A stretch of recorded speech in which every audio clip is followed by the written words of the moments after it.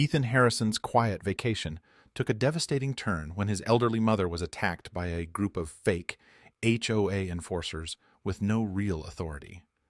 Their cold, heartless cruelty towards Carol ignited a fire in Ethan, who would stop at nothing to expose their fraud and restore his family's safety. But it was his position as Secretary of Defense and his unwavering determination that turned the tide, setting in motion a series of events no one saw coming. But just wait until you hear how the story ends. Justice, at last, was served in the most unexpected way. Ethan Harrison had always kept his distance from his hometown. His career as Secretary of Defense demanded his full attention, often pulling him away from the comforts of home and family. But this particular week, he was on rare leave, tucked away in a quiet cabin by a serene lake, far from the political chaos and constant security alerts that normally dominated his life. It was supposed to be a time for him to unwind, to relax, and to breathe. He had just sat down with a cup of coffee, the steam rising in the cool morning air, when his phone rang. The caller ID flashed his hometown's area code. Ethan answered with the expectation of a routine call, maybe a check-in from an old friend or a reminder about his next obligation. Instead, his heart dropped into his stomach when he heard the voice on the other end. "It's your mother. We need you to come home. It's bad, really bad." His mind raced as the words settled in. His mother, Carol, had been living alone ever since her stroke 5 years ago, confined to a wheelchair. Her condition had left her vulnerable, her independence shattered. Though she had caregivers, Ethan had always worried about what could happen if someone took advantage of her. He just never thought it would happen like this. The voice on the other end belonged to a neighbor, a man Ethan hadn't heard from in years. "They came this morning, Ethan. Some men, they dragged her off the porch. They said they were from the HOA, something about violating property codes. They had badges, but they weren't real." Ethan felt his chest tighten. His mind went blank for a second, trying to process the words. His mother, his sweet, frail mother, had been yanked from her porch, treated like a criminal in her own home. He snapped to action without another thought. His vacation, his peace, no longer mattered. His mother did. "Stay there. I'm on my way," he said, trying to steady his breath. He could feel his heart hammering in his chest now, the cold fire of fury rising within him. What kind of people would do something like this? The answer gnawed at him as he grabbed his keys, heading for his car. He had spent years keeping a low profile, hidden in the shadows of his position. But this was different. His family, his mother, this wasn't something that could be ignored. The thought of those strangers, those imposters, touching her, treating her with such disregard, stoked the embers of a rage that Ethan hadn't felt in years. He was accustomed to making decisions that affected thousands, perhaps millions. But this was personal. With each mile he drove back to his hometown, the world seemed to narrow. His mind raced through possibilities, trying to connect the dots. Who were these men? Why target his mother? What kind of world allowed such cruelty to go unchallenged? All of those questions collided with a single, undeniable truth. He wasn't just Ethan Harrison anymore. He wasn't some bureaucrat working behind closed doors. He wasn't just the man in charge of national security. He was a son fighting for his mother's dignity. As the city limits sign came into view, his hands gripped the steering wheel tighter. Whatever it took, whatever it cost, he was going to make sure that the people who did this would never harm anyone again. By the time Ethan pulled into his childhood driveway, the sun had dipped low on the horizon, casting long shadows over the quiet street. His pulse was still racing, his hands tight on the wheel, every inch of his body vibrating with a mix of anxiety and fury. He barely remembered the drive. His mind had been focused on one thing: getting to his mother. As he slammed the car into park, his eyes locked on the porch. It was worse than he had imagined. Carol was inside, and Ethan could see the faint outline of her silhouette through the window, still in her wheelchair, no doubt shaken by what had happened. The men were still there, 3 of them, standing on the porch with smug expressions, as though their actions were no more than a casual inconvenience. They were laughing, tossing words back and forth, completely unaware of the storm that was about to hit them. These weren't ordinary criminals. They were imposters, playing at being the HOA enforcers, dragging a vulnerable woman from her home without a care for the consequences. Ethan's first instinct was to call the police. But then, like a cold wave washing over him, it hit him. He wasn't just a civilian. He wasn't just a man with a family. He was the Secretary of Defense, a man with the resources, the connections, and the authority to make this right. His fingers brushed the phone in his pocket, but he quickly slid it back in. The moment he made the call, the game would change. He wouldn't get to control the narrative. He wouldn't be the one holding the power. No, he needed to handle this himself, and he needed to do it now. As he stepped out of the car, the air around him seemed to sharpen. The tension in his chest tightened, the anger seeping through every fiber of his being. These men didn't know it yet, but they had made the worst mistake of their lives. With each step, Ethan's mind shifted into a mode he hadn't activated in years, a mode that came with the weight of countless decisions, the kind that affected national security, that required precision and cold calculation. These were the skills that had kept him alive through years of political warfare, but they were also the skills that would make these men regret ever stepping foot on his property. When he reached the porch, one of the goons glanced up, his expression mocking. He made a half-hearted attempt to stop his comrades from laughing at some joke. But the moment he locked eyes with Ethan, that smirk faded into something like confusion. Ethan's voice was deceptively calm, too calm, as if he were giving orders in a secure briefing room, not standing face-to-face with trespassers who had crossed a line they could never undo. "You don't know who you're messing with," Ethan said, his words measured, yet filled with a quiet venom that seemed to make the air between them crackle. The goons didn't move, didn't flinch. One of them scoffed, clearly thinking Ethan was just another angry civilian, too caught up in the emotions of the situation to think straight. But their dismissal was the last mistake they would ever make.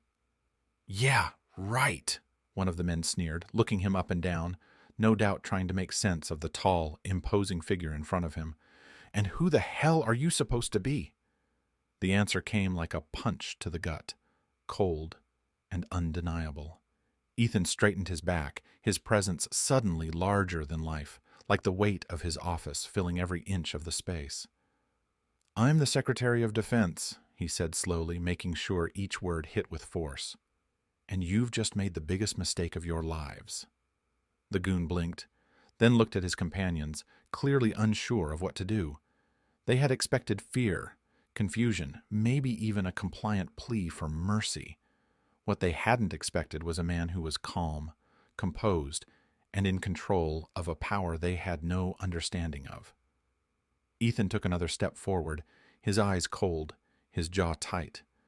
The fake enforcers stood there, momentarily paralyzed. It was clear they hadn't believed him, but that doubt was beginning to dissolve in the face of his authority. They were out of their depth, and they knew it. Ethan didn't need to raise his voice or throw threats. His mere presence, the knowledge that he had the resources to dismantle their lives with a single call, was enough to send them scrambling. He could feel the shift in the air, a shift they wouldn't be able to recover from. "You're going to leave, now," Ethan continued, his voice cold, unwavering. "And if you ever come near my family again, I will make sure that you never work another day in your lives." One of the men took a step back, eyes darting to the others for confirmation. But none came. Ethan had already seized control of the situation, and with the force of his words, the goons knew they had no choice but to comply. They turned to leave, their arrogance replaced by the sinking realization that they had underestimated the wrong man. Ethan stood tall, watching them retreat, his heart still pounding in his chest. But there was no satisfaction in the victory, not yet. He had dealt with them, for now. But what came next? That was the real question. The air around Ethan crackled with tension as he stood motionless on the porch, watching the fake enforcers scramble to gather their bearings. The moment they had realized they were up against someone with real power, their bravado had crumbled. But the game wasn't over. Not by a long shot. Ethan's phone was already in his hand, his fingers dialed into his contacts with military precision. The words he spoke were curt, measured, commands, not requests. "It's time. I need federal agents here, now." He didn't give them time to question or hesitate. His reputation alone was enough to make them move swiftly. The urgency in his tone left no room for debate. His mother had been dragged from her porch like a piece of garbage, and Ethan was done waiting for justice. The goons shifted uneasily, their faces losing whatever confidence they'd had earlier. As their eyes flicked nervously toward the street, they could feel it, an impending sense of doom they couldn't shake. And then, as if on cue, the unmistakable sound of sirens cut through the air, a sharp reminder that the authorities were on their way. The pressure was building, and panic was setting in. Ethan stood tall, unwavering, his posture that of a man who had faced far worse than a group of fake enforcers. He wasn't just a politician anymore. He was a force, a symbol of the system that would not let this kind of lawlessness slide. By the time the first black SUV pulled into the driveway, the men were visibly sweating. They had misjudged Ethan. They had underestimated him. The reality was setting in that they were not going to escape this easily. They'd been careless, arrogant, and now they would pay the price. Federal agents swarmed the porch, moving with precision, their eyes scanning the scene with practiced efficiency. The goons, now out of options, looked like cornered animals. Their defiance had vanished, replaced by the hollow resignation of men who knew their time had run out. Ethan didn't flinch. He watched as the agents handcuffed the men, their faces a mix of shock and fear. There was no trace of sympathy in Ethan's eyes. This wasn't about retribution. It was about accountability. "Take them away," he said, his voice cold and unyielding. As the goons were ushered into the back of the federal vehicles, one of the agents pulled Ethan aside. The agent was a familiar face, someone who had worked with him before during high-profile cases. "They're connected to a much larger operation," the agent said in a low voice, glancing at the departing men. "They're part of a scam targeting homeowners all over the state. They've been posing as HOA enforcers, intimidating people, collecting bogus fees, and threatening to foreclose on properties. But this was something else." Ethan's mind raced, his instincts already working to piece together the bigger picture. The scam was one thing, but why his mother? Why target a vulnerable, elderly woman who could barely defend herself? What had she been caught in the crossfire of? The agent continued, "We're tracking the whole network. There's more to this than meets the eye. We'll dig deeper, but you need to know, this isn't over." Ethan nodded, the weight of the situation settling in. He could feel the anger still simmering beneath the surface, but there was a growing sense of urgency. The goons were just the first step. The true masterminds behind this had to be out there somewhere, and Ethan was determined to find them. He turned back to the house, the door creaking open as he stepped inside. His mother was still in the same spot, her frail body hunched in her wheelchair, her face pale with fear. But when she saw him, the tension in her eyes seemed to fade slightly, as if her protector had finally arrived. Ethan kneeled down beside her, gently taking her hand. He wanted to say something comforting, something to ease the burden she must have felt. But the words didn't come easily, not when the truth of what had happened was still sinking in. "Mom," he said quietly, squeezing her hand, "you're safe now. I promise you, I'll make sure no one ever does this to you again." She nodded weakly, the tears welling up in her eyes. "I'm sorry, Ethan," she whispered, her voice trembling. "I should have never opened that door." Ethan shook his head, wiping away a stray tear. "This isn't your fault. You don't ever have to apologize for this." But deep down, the question still gnawed at him. Why her? Why this house? And more importantly, who was behind this? Ethan wasn't the kind of man who left things unfinished, and this wasn't going to be swept under the rug. He wasn't going to rest until he had the answers. And when he found them, The people responsible for threatening his family were going to learn just how far Ethan Harrison would go to protect what was his. The fight was far from over. The story erupted across the media like a storm, capturing headlines nationwide. The public's outrage was swift and intense. What had been done to Carol Harrison, a defenseless elderly woman, had struck a chord in the hearts of many.